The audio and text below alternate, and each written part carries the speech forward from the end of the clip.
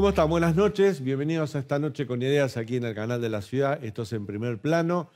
Y hubo elecciones. Finalmente nos dejaron un escenario de balotaje. Elecciones con resultados que para muchos fueron sorpresivos, para muchos fueron no los resultados esperados. Hubo buena elección del oficialismo y una mala elección de lo que hasta ahora era la principal fuerza opositora, un escenario político que cambia de aquí en adelante. ¿Qué puede pasar en el balotaje? ¿Qué puede pasar dentro de las coaliciones políticas que todavía perduran? Pero ¿de qué modo perdurarán? Bueno, tenemos una hora por delante para hablar con Juan Mayol, que es analista político y director de la consultora Opinaya. Juan, bienvenido. Muchas gracias. Un gusto tenerte en el programa. Bueno, vos sos uno de los pocos que anticipaste el viernes anterior a las elecciones que se podía dar un resultado así, que Massa ganara, ¿no? Digamos que estuviera por encima de los 30 puntos, que se recuperara. Lo que me pasa es que no se preveía que la elección de Milei y de Patricia Bullrich sea tan por debajo de lo esperado, ¿no? Lo que nosotros veíamos observando, nosotros durante el último mes veníamos realizando un traqueo semanal. Esto quiere decir una encuesta que lanzamos cada lunes y cerraba cada viernes. Veníamos viendo más o menos esa tendencia donde Massa y Bullrich estaban, Massa y Milei estaban entrando claramente un balotaje. Bullrich no levantaba desde los debates, no lograba contener el caudal de votos que había obtenido Juntos por el Cambio en las PASO, ni los votos de Larreta, que se escapaban por diversos lados, si querés después profundizamos en eso, ni los propios, porque alrededor de un 15% de los votantes de Bullrich se estaban yendo con Milei. Y en paralelo lo teníamos a Massa, las semanas previas, algunos puntos por debajo de Milei, pero la tendencia era que semana a semana la brecha se iba achicando y Milei iba bajando punto tras punto y Massa iba subiendo de a 2 o 3 puntos. Y en el cierre que hicimos el último viernes, sorprendentemente, nos dio más arriba por primera vez, por 2 puntos. Y ahí, ante esos cambios abruptos, también nosotros preguntamos, ¿esto estará bien? ¿Esto será bien el dato? Chequeamos con algunos colegas que también estaban observando un fenómeno bastante similar en IBRs que realizan. Nosotros realizamos encuestas online. Creo que hay varios factores que explican todo esto. Primero, que no es lineal la transferencia de votos de un sector al otro. Lo que veíamos al inicio de las PASO era que Milei había absorbido votantes de la oposición, de Juntos por el Cambio, y por eso lo teníamos más alto, mientras que Massa se mantenía estático. Pero en las últimas semanas lo que empezamos a observar es que Milei empezaba a dejar de fidelizar sus propios votantes, que se empezaban a ir para el lado de Massa. Y esto es un perfil de votantes de sectores de bajos ingresos, fundamentalmente del GBA y del norte del país. Mientras que lograba todavía aglutinar a esos votantes propios y los votantes que venían del lado de Bullrich. Entonces por eso tenemos a Massa más alto al final del día y a Milei con la misma cantidad de votos, el mismo porcentaje que en las PASO prácticamente. Paradójicamente, La Libertad Avanza no hace una buena elección aquí en la Ciudad de Buenos Aires. No. Te diría, comparado con el resto de los porcentajes que sacó en el país, es una mala elección en la Ciudad de Buenos Aires. Eso ya lo vimos en las PASO. En las PASO. La Ciudad de Buenos Aires fue el lugar del país donde a Milei le fue peor. Un núcleo de votantes muy firme de Juntos por el Cambio, una sociedad que tiene una estructura etaria quizás un poco de mayor edad que el resto del país, y que es un voto más tendiente a Juntos por el Cambio a Bullrich, y niveles socioeconómicos medios y medios altos. Milei creció muchísimo en los sectores bajos, pero bueno, como te comentaba antes, hubo una transición de votantes de lado a lado, y bueno, el voto de Larreta, por ejemplo, se desparramó por diversos lugares, ¿no? Después del debate se fueron un porcentaje bastante significativo a Schiaretti, que duplicó su caudal de las PASO. Otros se fueron con Massa y otros se fueron con Milei. Entonces ahí fue el gran problema básicamente de Bullrich, ¿no? Tengo muchas preguntas, ¿no? Pero yo hice esta cuenta, es muy simple, los números dan, hay que ver si es tan así, ¿no? Tomo la elección presidencial del 2019 y Unión por la Patria, lo que era el Frente de Todos, pierde 12 puntos respecto al 48 de Alberto Fernández con el 36 de Massa. Tomo la elección de Juntos por el Cambio y pierde 18 puntos respecto al 41 de Macri, al 23 de Patricia Bullrich. 18 más 12 me da 30. Los 30 que saca Milei, que no era candidato, no existía en el 2019. ¿Es así de simple En la términos ecuación? generales es bastante cercana a eso.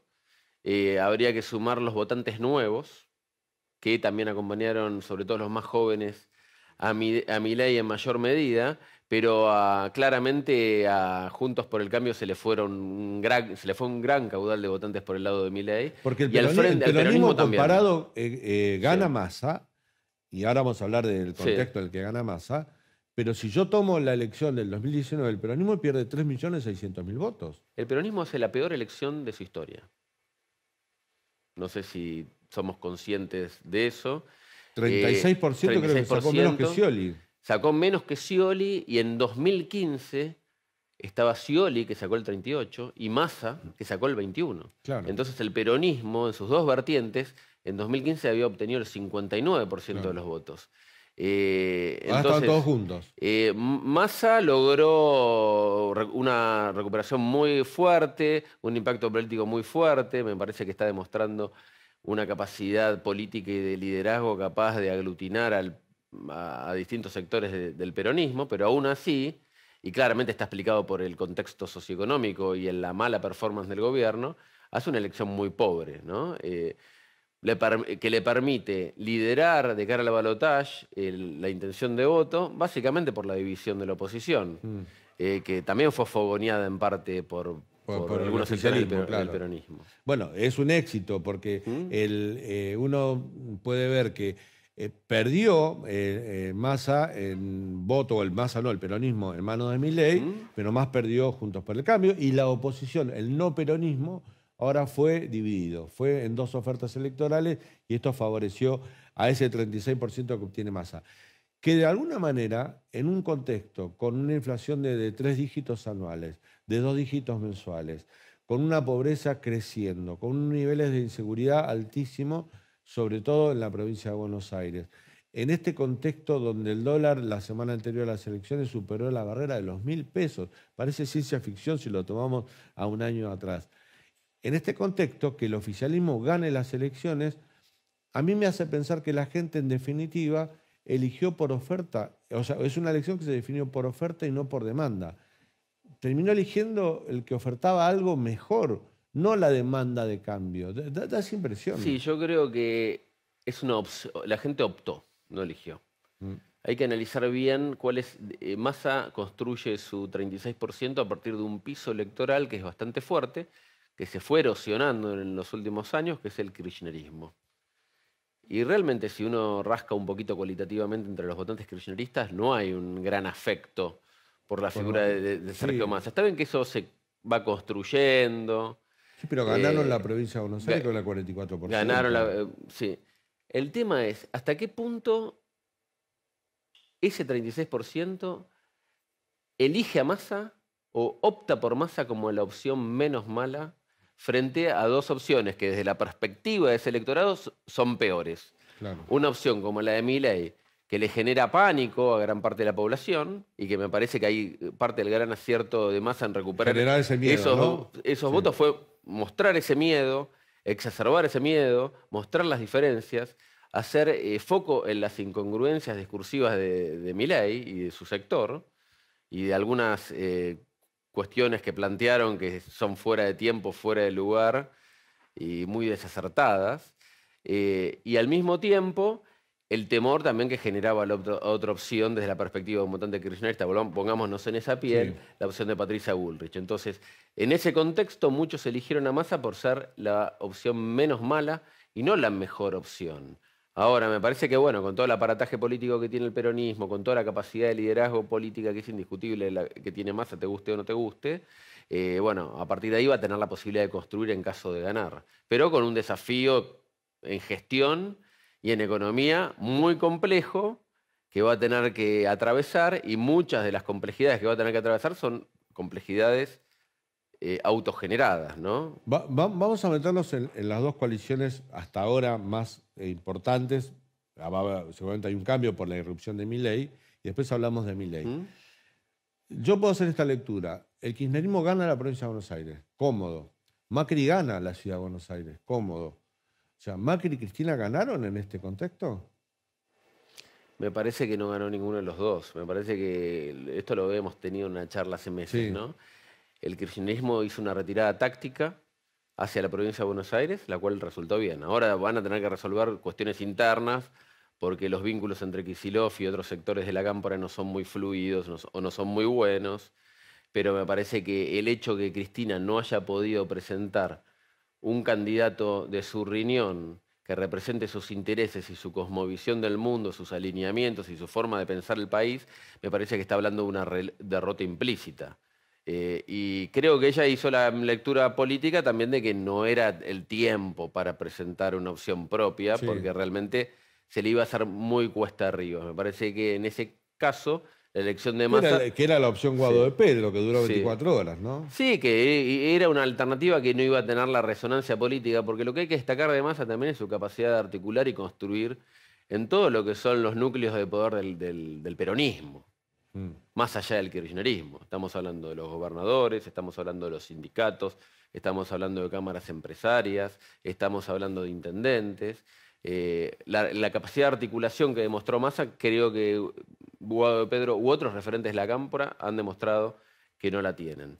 Pero bueno, lo de Cristina fue una retirada táctica, me parece que no tenía chances de ganar e imponer su mirada en esta instancia. Hay que ver cómo sigue la historia, porque figuras políticas como Cristina Kirchner se nunca hay que retiran. sacarlas del juego y nunca se retiran. Nunca De se alguna retiran. forma van a influir. Y en el caso de Juntos por el Cambio, un análisis preliminar es, si Juntos por el Cambio decide, es lo que yo creo, ¿no? Vos me das tu opinión, decide apoyar a un candidato o al otro, no importa si todos Juntos por el Cambio, si algún sector de Juntos por el Cambio decide apoyar a Massa y si algún sector de Juntos por el Cambio decide apoyar a Milei, Juntos por el Cambio se rompe. Yo creo que la mejor estrategia, si quieren mantener la coalición unida, es dejar que la gente elija por su cuenta y no favorecer a ninguno de los dos. Sería lo más conveniente. Yo coincido. Coincido con tu mirada y además la historia y el presente, más que la historia, está demostrando que la capacidad que tienen los dirigentes políticos, salvo excepciones, de guiar a los votantes, que no son suyos, sino que son adherentes circunstanciales. Claro, circunstanciales. Las identidades políticas se erosionaron. Antes podríamos dividir que la sociedad, tal porcentaje muy fuerte era peronista, tal porcentaje era radical, tal porcentaje era conservador, liberal, etc. Hoy esas voluntades, esas identidades son mucho más difusas y representan a un porcentaje cada vez menor de la población. Entonces nadie va a ir a votar porque tal o cual dirigente diga que hay que ir a votar a ese candidato. Me parece que para preservar la unidad de Juntos por el Cambio, que ya tiene sus complejidades y está en una situación de cierta fragilidad después de la derrota, por un lado podemos decir fragilidad, por el otro lado podemos decir que tienen 10 gobernadores, me parece que se tienen que autopreservar, no expresar ningún tipo de orientación y que cada cual sea libre de Pero elegir. ¿quieren mantener la unidad? Esa es la pregunta. Esa es Sí. Hay que ver si Macri o algún sector del PRO más duro dice, no, armemos una coalición con Milei y armemos un nuevo espacio político. Otro sector del radicalismo se pueden sentir seducidos con este gobierno de unidad nacional que ofrece Massa. Digo, hay que tener temple para mantenerte al margen de esas dos tentaciones que te ofrece el poder, porque en definitiva lo que te están ofreciendo es compartir el poder, con la idea de mantener una coalición republicana con lo que tiene, que no es poco, con 95 diputados, con más de 30 senadores, con 10 provincias, 500 intendentes. No es poco lo que tiene Juntos por el Cambio, unido como para poder mantenerse y intentar ser opción dentro de unos años, ¿no? Sí, en definitiva creo que lo más prudente sería esperar el resultado de las elecciones como para definir si se incorporan determinados sectores a una coalición o no, o si en todo caso apoyan algunas de las iniciativas en el Parlamento. Pero creo que jugarse, va a ser un balotaje, creo que bastante incierto. Yo creo que es cabeza a cabeza. Sí, yo hoy no podría. Creo que Massa tiene las de ganar porque ya parte con 7 puntos de ventaja, ¿no?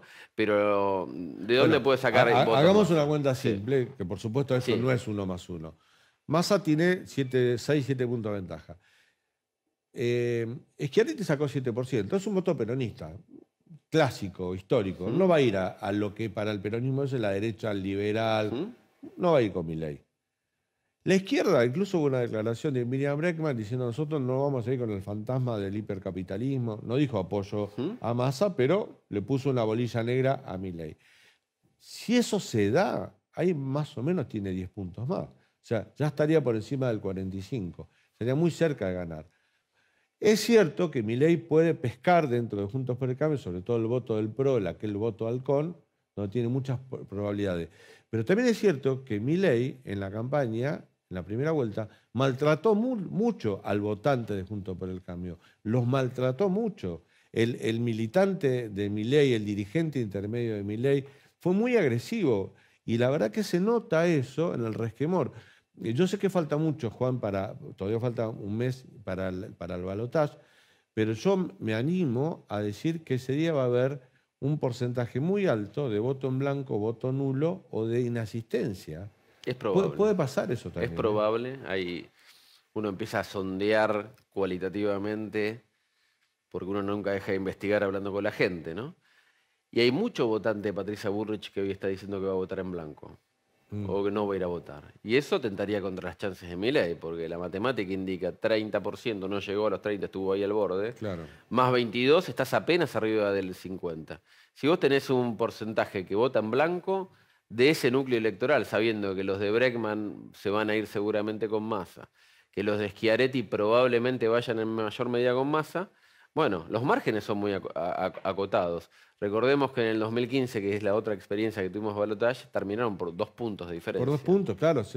Debería ser muy apretado, ¿Mm? pero hay como en principio un favoritismo para el lado de Sergio Massa. Y ahora te pregunto por esto, ¿no?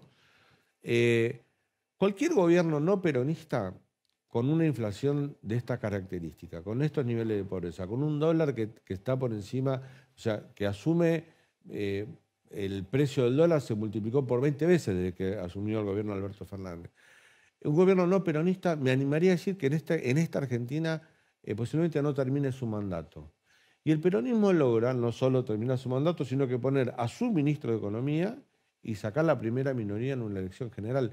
¿Por qué el peronismo tiene ese manto de amianto para no desgastarse, incluso hasta por la corrupción, por lo que hemos visto por el caso Insaurralde, por Chocolate Rigao, por los hechos de corrupción que han condenado incluso a Cristina Fernández de Kirchner, que es la vicepresidenta de este gobierno que todavía está en ejercicio, por todas las que vimos vacunatorio VIP,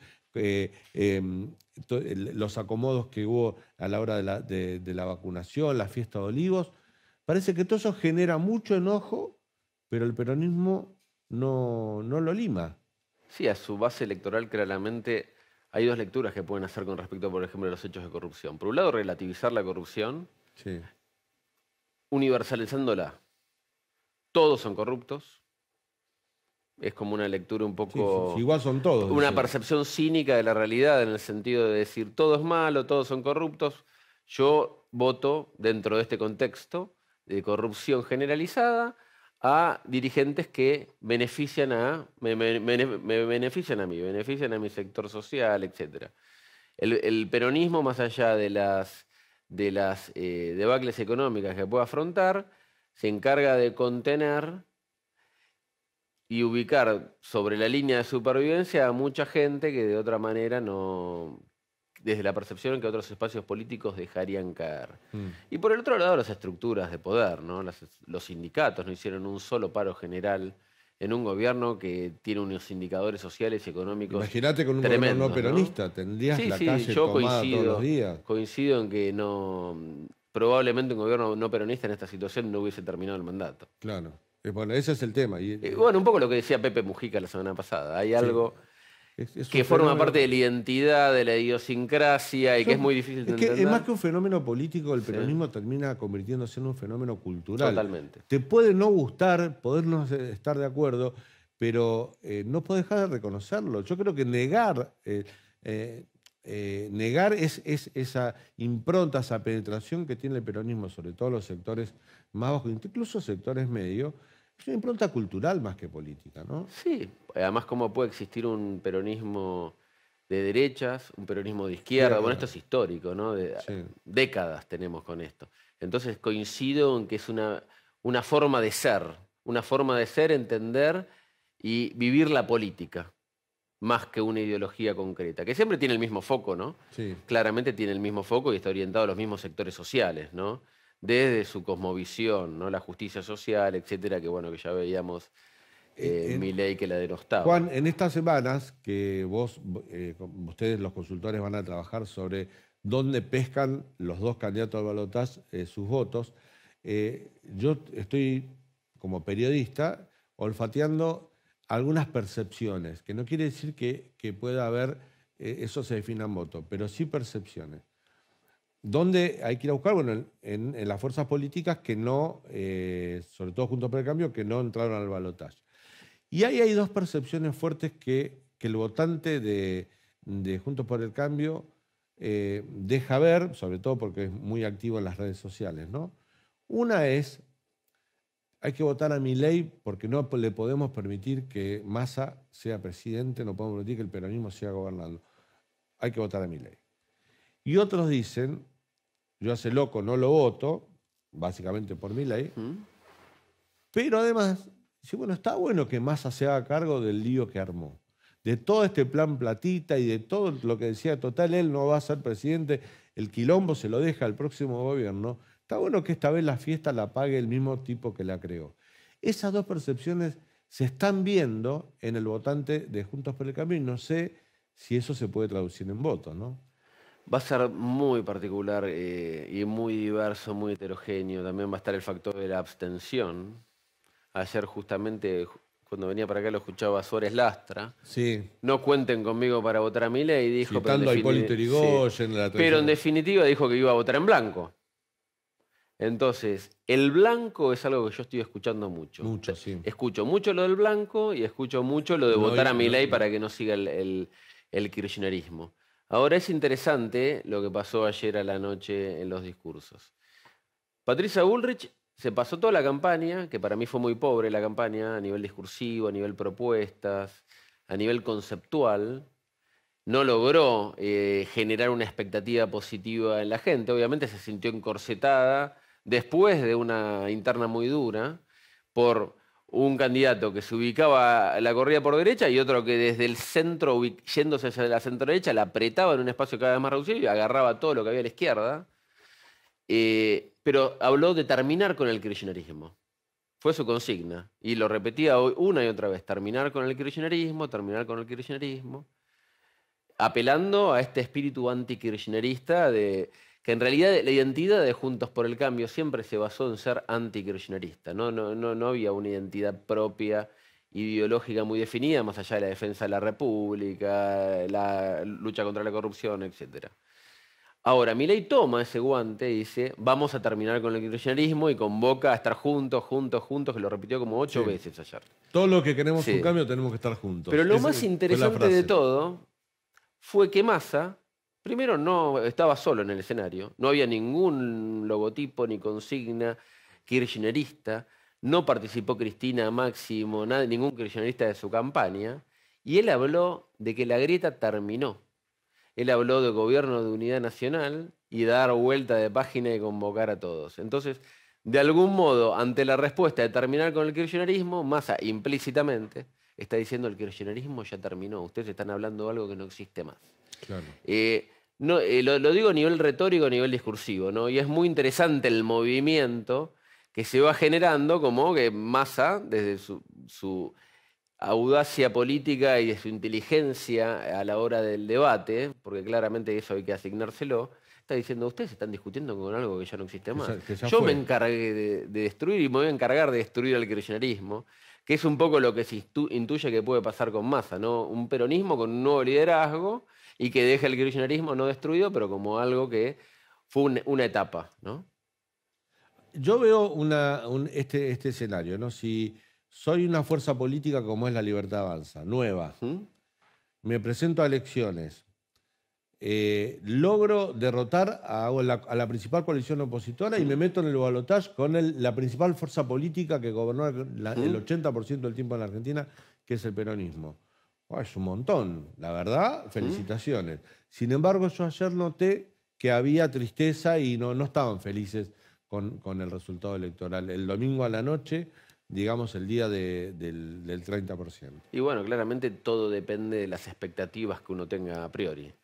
Ellos están con una distancia en las encuestas semanas atrás, lo que comentábamos al principio, Sí. que se fue reduciendo. Sacaron menos votos que las PASO. Sacaron, claro, prácticamente un poquito menos, ¿no? Porque no llegaron al 30%. Pero en cantidad de votos. En cantidad de votos también. Sacaron menos votos sí. que las PASO. ¿Sí? Entonces, bueno, la expectativa quedó trunca. Si alguien le hubiese dicho a Milei en enero de este año que iba a sacar el 30% y iba a entrar al balotaje, claro, le parecía una victoria enorme. El tema es que cuando ya tenés la expectativa de hasta llegar a ganar sin balotaje, que en un momento estaban apuntando a ese escenario, claramente hay una sensación de decepción.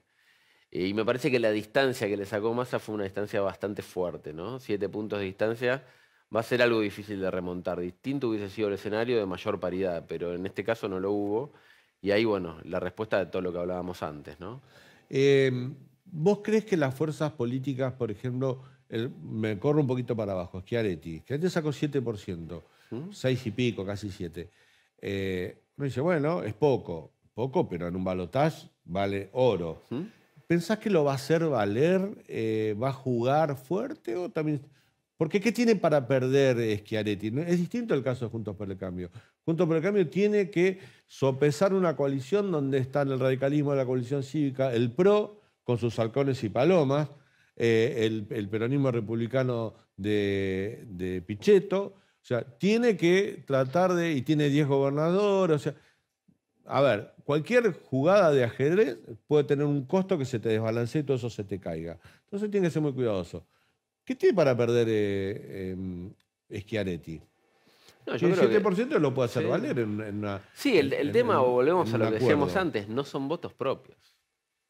Él se puede expresar, pero eso implica un riesgo innecesario, que quizás, bueno, si hay un acuerdo político previo, por ejemplo con Massa, yo lo vería más cercano a Massa, aunque hubo guiños con Milei también. Yo lo veo con Massa, digo, una foto de... uno dice, no, la verdad que no son votos propios, pero una foto de Schiaretti con Massa, Massa se la quisiera sacar ya.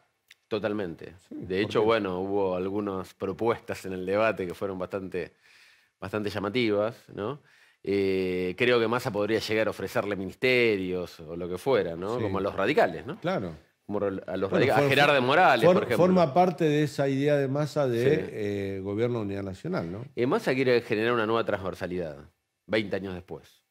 Ahora, la pregunta es, por ejemplo, si determinados sectores, más pensando en los radicales, si van a volver a entrar en el mismo juego que entraron en su momento con Néstor Kirchner y que terminó mal, ¿no? Es que al radicalismo le generó un costo. Siempre que el radicalismo buscó alianzas fuera de su espacio, pero no como bloque de partidos, sino con figuras individuales, tuvo un costo enorme. O sea, el radicalismo, por ejemplo, el Pacto de Olivos permitió que el radicalismo le cediera el lugar de principal opositor al menemismo al Frepaso. Después terminaron juntos formando la alianza. Bueno. El acuerdo con el kirchnerismo le permitió que el voto radical de clase media, urbano, se fuera al PRO.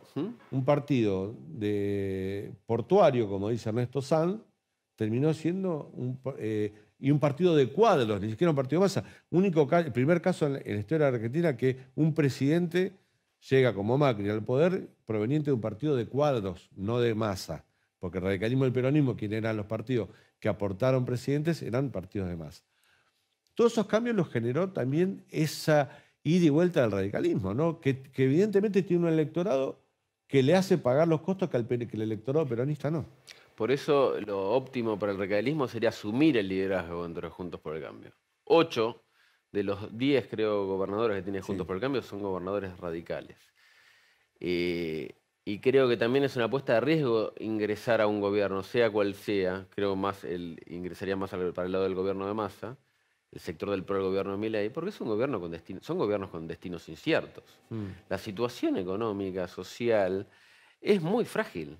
Es muy frágil. Salir de esta crisis va a requerir un esfuerzo enorme y un ajuste que la sociedad no está dispuesta a pagar. El fantasma de la hiperinflación está a la vuelta de la esquina. Y más con todos estos incentivos monetarios y este incremento de 2 puntos del déficit fiscal que se realizó claro, durante el último tiempo. Entonces es estar entrando en un gobierno cuyo destino es incierto. Para largo plazo, la perspectiva prudente sería, bueno, si hay medidas razonables en el Congreso, si hay un plan razonable, acompañamos, apoyamos desde el Congreso. Incorporarse a un gobierno de estas características es una jugada de riesgo. Una jugada de riesgo, y te digo, en el caso de Massa, a diferencia de Milei, la paciencia o la primavera, esa etapa de enamoramiento que hay entre un gobierno nuevo con el pueblo, va a ser muy breve, porque Massa, por más que diga el kirchnerismo se acabó, por más que plantee un escenario de gobierno de unidad, todo lo que él plantea nuevo, va a cargar con el desgaste de 4 años de Alberto Fernández. O sea, la paciencia, el límite, la tolerancia va a ser menor que la que el electorado le pudo haber dado a otro gobierno, ¿no? Tengo esa impresión, por eso digo que sumarse al gobierno de Massa también es una aventura. Sí, más cuando Massa fue el presidente o el jefe de gobierno, mejor dicho, de facto, en el último año. Por más que, bueno, el día que agarró... Él tiene toda su narrativa. Es lícito tener tu narrativa, sos un candidato y tenés que plantear tus logros y minimizar tus defectos, ¿no? En la campaña. Pero él habla de agarrar un fierro caliente, de que la deuda no la renegoció él, de que es una deuda heredada por Macri. Pero bueno, esa explicación de cuestiones anteriores a su llegada, la sequía, ¿no? También, se le van a ir quedando caducas, ¿no? Entonces cuando asuma ya vamos a tener una persona que estuvo manejando la economía hace más de un año, ¿no? Si es que por eso digo, ganan las elecciones. hay entonces, un desgaste ahí. No hay luna de miel. Claro. Y asuma quien asuma, va a tener cerca de 7 de cada 10 argentinos, por lo menos que no lo votaron en primera vuelta. Es que los dos van a tener problemas, porque el Massa asume sin esa luna de miel y Milei asumiría sin respaldo institucional. 30 diputados. O sea, sí o sí va a tener porque el problema de la construcción de Milei, que él elige o construye sobre un electorado diciendo, todos esos son casta. Yo no. Vamos a terminar con toda esa política. Pero él, hipotéticamente, podría asumir un gobierno donde va a tener que negociar y apoyarse y pedirle favores a esa casta. Digo, también es un problema para Milei ese. Sí, bueno, y ayer aparentemente Juntos por el Cambio dejó de ser casta. Por supuesto. Y ahora la grieta no es con la casta, sino que es con el kirchnerismo. Claro. Entonces, bueno, creo que va a ser una situación muy desafiante, ¿no? Construir consensos. Claramente, de los dos candidatos que quedan en pie, el que tiene más estructura de poder sobre la cual asentarse y construir un próximo gobierno es Massa. Pero bueno, si sigue con esta tónica de medidas, también su gobierno me parece que va a tener, sin yo ser un especialista de la economía, una fragilidad muy fuerte. ¿Por dónde van a pasar los ejes para ordenar esta situación de desorden económico? ¿Cómo ordenar la situación de desorden económico sin que eso signifique agravar la situación social? Bueno, me parece que es un desafío muy, muy complejo. Te invito a hacer una breve pausa, muy breve, y después analizamos Ciudad de Buenos Aires, donde hubo elecciones, provincia de Buenos Aires, y analizamos un poquito también qué pasa con algunos actores de la política que hoy están en segundo plano y pensar que después de cada elección también hay recambio generacional y qué puede venir. Dale. Buenísimo. Ya volvemos.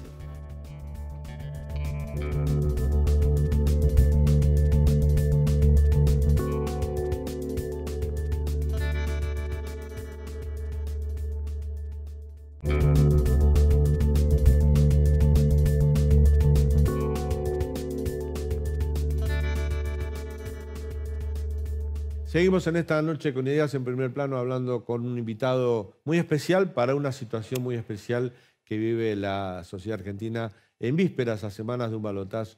Estamos con Juan Mayol, analista político y director de la consultora Opinaya. Juan, quedamos en hablar en este bloque sobre elecciones distritales. Vamos a lo más cercano a nosotros, ¿no? Elecciones de la Ciudad de Buenos Aires. Gana en primera vuelta Jorge Macri prácticamente, es una elección del 50% de los votos. Es una buena elección para... porque hasta ahora pocas veces ha ganado en primera vuelta el oficialismo, si bien el PRO se mantiene en el poder desde el 2007, hay que sacar el 50% de los votos. Sí, solamente me parece que Larreta una vez ganó. Una sola vez ganó. Y bueno, hubo un caso que fue en el año 2000, donde Aníbal Ibarra también había obtenido un porcentaje similar. Y se bajó Cavallo. El escenario es exactamente el mismo que este. Sí. Porque Cavallo había obtenido el 33%, igual que Santoro. Sí. Bueno, aparentemente Santoro en este caso no se va a bajar. Por lo menos es lo que está expresando. Yo tengo otra información que van a esperar el escrutinio final, pero que hay una recomendación que no es mala, de decirle a Santoro que se baje, porque por ese medio punto, que obviamente no lo va a descontar, va a obligar a que Marra, por ejemplo, la Libertad Avanza, hagan un acuerdo o hagan campaña muy proactiva por Jorge Macri y se note ese apoyo de la Libertad Avanza hacia alguien de Juntos por el Cambio, lo que generaría un compromiso del votante de Juntos por el Cambio para apoyar a Milei. Entonces, para evitar ese escenario, le dirían, bajate Santoro y deja que ella suma, porque igual es irreversible, ¿no? Yo creo que es irreversible, creo que hizo Jorge Macri una muy buena elección, después de una PASO que fue interesante, no fue muy agresivo esa PASO a diferencia de la PASO nacional. Gran elección de Lustó las PASO también. Espectacular, sí, prácticamente fue un empate. Sí, Lustó tiene un caudal electoral y una imagen dentro del electorado porteño muy interesante. Estuvo ya a punto de ganar un balotaje en el año 2015. Bueno, y a partir de eso creo que logró Jorge Macri poder captar la mayoría de los votos de Lustó. Algunos se han ido, pero la gran mayoría los captó. Y me parece que hizo una elección en sintonía y en línea con la performance del PRO en la ciudad. Y bueno, creo que Jorge Macri se posiciona como un referente para la coalición Juntos por el Cambio en el futuro, ¿no? ¿Qué va a ser hace un ratito me nombraste a Rodríguez Larreta y su participación, que Patricia Bullrich no logró sumar los votos, era un 11% que había sacado Larreta en las PASO, no logró sumarlo en la elección general. ¿Tuvo algo que ver Larreta en eso?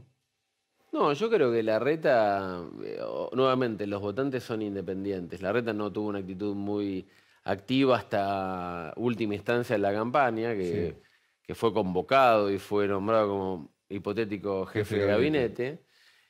Pero había una ruptura, no solo entre los dirigentes, sino entre los votantes de Juntos por el Cambio. Los votantes de Larreta por un lado, los votantes de Patricia Bullrich por el otro. Una interna que desde mi punto de vista fue muy destructiva y que hizo mella en la capacidad de contener a esos votantes a posteriori. Votantes de Larreta que nunca votarían, o después de las PASO manifestaban que jamás votarían a Patricia Bullrich, y eso sucedió. Y votantes de Patricia Bullrich que paradójicamente empezaron... No había una preferencia de Patricia sobre Larreta, sino que prácticamente a Larreta lo detestaban. ¿Por qué? Porque la campaña lo destruyó tanto a Larreta que le restó sus posibilidades de construir de cada futuro. Entonces hay que tener mucho cuidado en las internas, hay que saber cuidar a las dos partes las internas, más allá de la competencia, porque después el que se siente reflejado y el que después con su voto termina decidiendo es el votante y no el dirigente. Entonces, bueno, ahora hay que ver cuál es el destino de Larreta. Me parece, yo lo veo más cerca de un sector más centrista y más cercano a los radicales. Algunos hablan de un nuevo espacio político dentro de Juntos por el Cambio. Pero bueno. Claro, eso es por eso te preguntaba yo sobre el futuro de algunos dirigentes políticos. Yo la veo a María Eugenia Vidal, que fue gobernadora de la provincia de Buenos Aires y hoy no es una actriz principal de la política, es diputada, pero ni siquiera tiene una voz de peso dentro de Juntos por el Cambio. Gobernó la provincia de Buenos Aires. A ver, no perdamos ese ese eje era La Leona, era la persona que le había ganado al peronismo en la provincia de Buenos Aires, y hoy está prácticamente en un segundo, no sé si por una decisión personal de ella o porque la situación política, la coyuntura la puso ahí. ¿Qué puede pasar con Larreta también, me pregunto? Larreta deja la jefatura de gobierno de la Ciudad de Buenos Aires ganando con el 50%. También hay un mérito de él en la elección de Jorge Macri, es que es la gestión de Larreta, que fue evidentemente buena para los porteños. Pero ¿qué va a pasar en el futuro político? Y entonces ahí me pregunto, ¿se parte el PRO? Todo el mundo habla de se parte Juntos por el Cambio. Da la impresión de lo que va... porque la interna de la que tanto se habló no era de Juntos por el Cambio, era básicamente una interna del PRO. Claro, el ala dura del PRO con el ala larretista y halcones todo palomas, el radicalismo. Claro. Todo el radicalismo, la coalición cívica, están todos del otro lado. Sí, la verdad es que todavía es muy prematuro ver eso por dónde va a pasar. Pero yo creo que el año que viene vamos a estar frente a la presidencia claramente un nuevo reordenamiento político, un nuevo mapa político, en donde claramente los dirigentes relevantes van a estar en búsqueda del lugar que van a ocupar de cara a futuro. Juntos por el Cambio o la forma que tome un espacio más centrista frente a un espacio más de derecha que es el de Milei y el peronismo, va a tener que buscar su identidad y va a tener que buscar nuevos líderes y reciclar los líderes que tiene, que todavía tienen destino. Claro, pero sobre todo nuevos líderes, primero hay que tomar en cuenta algo, una lección que nos está dejando cada elección, sobre todo esta última. Hay una disociación entre el voto local, el voto provincial y el voto nacional. La gente te puede votar a un partido para gobernar su provincia, su municipio y a otro para la nación. La gente ya no vota en línea, como era antes, que optaba por un partido en todos los niveles. Ha pasado, fíjate lo que pasó en Mendoza, en Santa Fe, en muchas provincias donde ganó Juntos por el Cambio, pero después ganaba Milei o ganaba el peronismo. Esto es un mensaje. Pero también esta elección entre estos gobernadores que nombrábamos que dejó Juntos por el Cambio y entre el recambio que hay en el peronismo, hay un resurgir de nuevas figuras de las cuales vamos a estar hablando dentro de poco. Yo me imagino que Juntos por el Cambio van a estar en la conversación pública Alfredo Cornejo, Maxi Puyaro ganó Santa Fe con una gran elección, Valdés viene de gobernar Corrientes, los Rodrigo de Loredo, Rogelio Frigerio que ganó Entre Ríos. Empiezan a aparecer figuras que no estaban, o sea, eran conocidas, pero no estaban en la primera línea de la foto. Era lo que se paraban detrás. Y yo creo que algunos de la primera línea se van a empezar a correr. Y yo creo que es necesario. Hay un proceso que duró muchos años, de 16 años en Cava. Pensando en Macri, en Carrió, dirigentes que claramente sería saludable dar paso a una nueva impronta y a nuevas figuras, ¿no? Porque ya hay cierto desgaste de algunas figuras, ¿no? La gente ya está un poco cansada de algunas figuras y es necesaria una renovación. Renovación de figuras y renovación de ideas. Por eso, por ejemplo, por más que lleve el mismo apellido, Jorge Macri puede encarnar o ser parte de esta nueva impronta. ¿Y en el peronismo, qué figuras nuevas aparecen para vos? Bueno, hoy en día estamos ante la emergencia del liderazgo de Sergio Massa, ¿no? Bueno, ¿no es pero no es una figura nueva de la política. No es para nada nuevo, pero el peronismo es muy verticalista. Totalmente. El peronismo necesita un liderazgo fuerte. ¿Kicillof puede ser líder nacional? Yo particularmente... Hizo una gran elección. Hizo una gran elección. Siempre es la gran incógnita de la provincia de Buenos Aires, ¿no? ¿Quién tracciona la boleta? Muchos hablan de que el centro de la boleta, porque hablamos el extremo derecho de la boleta, que son los intendentes, el extremo izquierdo, que es el presidente, y en el centro está el gobernador. Sí, sobre todo porque... A veces se sobrevalora el rol del gobernador, pero a veces... Habría que modificar esa ley que en la provincia de Buenos Aires obliga a la provincia a ir a votar gobernador el día de la elección de presidente. Sí, sería óptimo que exista un balotaje también, ¿no? Pero además discutir los problemas de los bonaerenses. Los bonaerenses eligen gobernador sin discutir los problemas de los bonaerenses. Siempre terminan discutiendo los problemas nacionales. Sí, la provincia de Buenos Aires hay que rediscutirla entera, desde mi punto de vista, porque esta cuestión de primero tenés el eje del poder en La Plata, pero en realidad la densidad del poder está en el conurbano y los intendentes, y tenés el interior de la provincia de Buenos Aires que no tiene mucho que ver. Los proyectos de reorganización política y territorial de la provincia serían interesantes ser atendidos, ¿no? Por eso es muy particular lo del gobernador y tenemos este síndrome Dardo Rocha, ¿no? De que nunca logran ser presidentes. Yo sinceramente el único a que Kicillof, logró fue Dualde por Asamblea Legislativa. Sí, no por el voto popular. Yo, sinceramente, a Kicillof no lo veo a él liderando el peronismo con la complejidad que sostiene. Él tuvo que sostenerse en Insaurralde para gobernar la provincia de Buenos Aires, porque él manejaba todo lo que son los intendentes del conurbano. Y es una figura política particular, porque tampoco tiene buenos vínculos ni nexos con la cámpora. Con esto no lo descarto, ¿no? Pero a mí me parece que, bueno, de cara al futuro, si en caso de que Massa gane la elección, claramente vamos a tener un tiempo de Massa. Kicillof da la impresión de ser una persona que le es útil al peronismo, al kirchnerismo, pero que no es jefe de todos ellos. No, por eso a mí me da la sensación de que no... Son cualidades personales que uno tiene que tener para liderar. Y con esto no estoy haciendo ningún juicio de valor sobre sus capacidades, ¿no? Pero me parece que no tiene esa impronta de un líder peronista.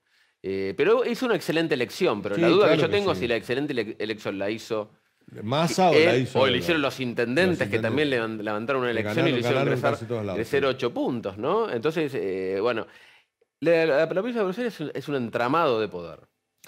Te dejo para el último bloque, vamos a hablar del otro actor en cuestión, que es Milei. Hablamos bastante, pero te pregunto, ¿cómo ves esta parte de la campaña de Milei? Yo me lo imagino a Milei corriendo a los Limoine, a los Venegas Lynch, que fueron los que le complicaron la campaña la última semana.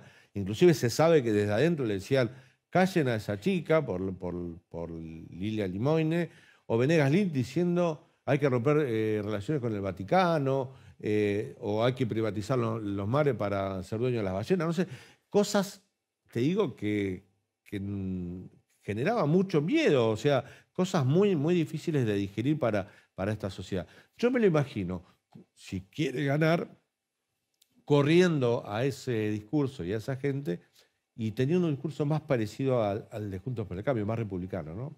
Yo creo que es una condición necesaria lo que estás comentando, porque en el acto de cierre de campaña en la última semana no hubo un cajón de Herminio Iglesias. Sí, me gusta pelear esta figura. Hubo varios cajones de Herminio Iglesias. Yo no sé hasta qué punto, si querían ganar las elecciones. Empecé a plantearme esa duda interna, ¿no? Porque había cosas que eran absolutamente incomprensibles. Me parece que Milei también tiene que lograr acallar algunas cosas que también él a veces expresa. De acá al balotaje, que son 4 semanas, ¿no?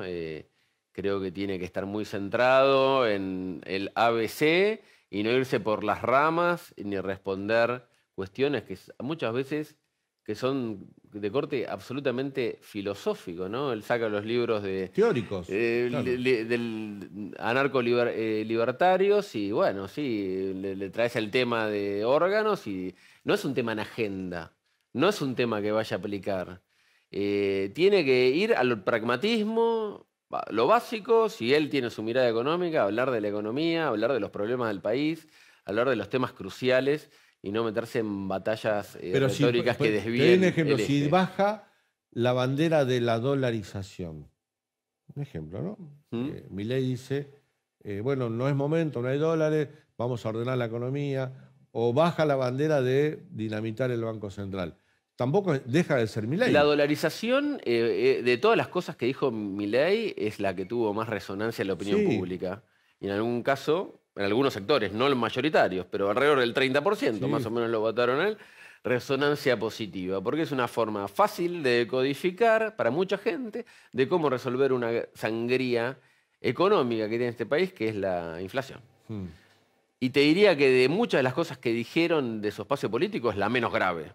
Porque puede ser, bueno, sí, es una Sí, mirada, pero es la es más un debate, debatible, sí. como decían desde Juntos por el Cambio. Bueno, debatamos las ideas y qué sé yo, sin demonizar. Veamos los pros y los contras. Sí, sobre todo en esta Sí, situación económica que tenemos, ¿no? Claro. claro, claramente un proceso dolarizador tendría unos costos tremendos, pero también la inflación que tenemos los tiene, pero me parece que es lo menos grave de lo que se habló. Me parece que lo que Pero tiene digo, que evitar hablar por- es de cosas mucho Claro, más graves que se pero hablaron, digo, ¿no? si deja de hablar de la libre importación de armas, si deja de ser el tipo anticasta, que también es una cosa, si deja de ser el tipo que abandona las banderas disruptivas que lo llevaron hasta donde está, también deja de ser Milei. También tiene un costo eso. O sea, tiene que medir Él tiene, creo que muy sí. día a día todo, ¿no? Sí, sí, sí. Tiene que ecualizar su discurso, qué se dice, qué no se dice y cómo se dice. Porque gran parte de la resistencia, algunos dicen que el cómo no tiene relevancia. Pero para otros el cómo, las maneras, los modos, las formas, es todo, es muy importante. Es muy importante la construcción de democracia. Cómo nos vinculamos, cómo podemos discutir ideas diferentes, cómo podemos desde puntos de vista diferentes poner cosas en común y llegar a una idea en donde todos cedan un poquito y lograr ponernos de acuerdo. Y gran parte de la resistencia de muchos votantes de Juntos por el Cambio hacia Milei, de estos que hablan de votar en blanco Sí. y todo, tienen que ver con las formas. Mismas formas autoritarias, intolerantes, que se le criticó desde este perfil de votantes a Cristina Kirchner, al kirchnerismo en general, durante muchos años. Ahora vienen siendo encarnada por otro personaje y quizás de una forma aún más exacerbada. Pero Entonces es muy difícil de digerir para este perfil de votante esos modos. Es interesante lo que vos decís porque nosotros los periodistas lo hemos vivido, por ejemplo, con el kirchnerismo, cuando éramos críticos, éramos de la Corpo, de la OPO, de los medios hegemónicos. O sea, no te permitían opinar o criticar, o la devolución a tu crítica no era te aclaro que estás equivocado, sino te ponían en un lugar del cual estabas inhabilitado para criticar. Y la Libertad Avanza, o los mileístas, como le dicen, cada vez que alguno de nosotros, yo escribo en La Nación, digo, lo he criticado en algunas propuestas de esto, los comentarios en las redes eran: vivís de la pauta, sos ensobrado, te pagan. ¿Quién me paga? ¿Dónde está la pauta? Digo, si supieran cuál es la realidad también salarial del gremio de los periodistas, se darían cuenta que están totalmente equivocados, pero no importa eso. Pero también no te contestan aclarando tu crítica, sino que te inhabilitan ubicándote en un lugar. Es muy parecido a eso, ¿no? Totalmente. Eso no es democrático. Eso no es democrático. Eso no es democrático y han habido afirmaciones aún peores Peores, hacia sí. personas, sobre todo mayores, Sí. que opinan de forma los distinta. viejos meados, Sí. a los adultos A eso, mayores. sí, y a mí me parece absolutamente detestable esa afirmación, sobre todo pensando, Sí. bueno, Te diría en personas que están en situaciones de salud delicadas. Cuasi fascista, te digo, Sí. tratar de denostar a una persona de esa manera o utilizar, no sé, términos de personas, chicos que sufren síndrome de Down, por Sí. ejemplo, para descalificar. Sí, para a los- descalificar a un economista liberal que por ahí no cree que la dolarización sea, Claro. sea la solución. Bueno, por eso te digo, si el problema es que él llegó hasta ahí siendo así. ¿Qué pasa si baja esas banderas para conquistar otro público, si deja de ser Milei, ¿no? Pero yo creo que es la única manera que tiene para ser presidente, porque para ser presidente de un país necesitas armonizar un poco tus modos, ¿no? Entonces sería como un signo de evolución para él, me parece. Otro camino no le queda. Otro camino no le queda. Juan, me dio mucho placer que hayas venido. Igualmente. Me gustó mucho esta charla. Gracias. Gracias a vos. Bueno, nosotros nos vamos, nos reencontramos las próximas semanas en este ciclo de Noche con Ideas, en esto que es En Primer Plano. Hasta la próxima.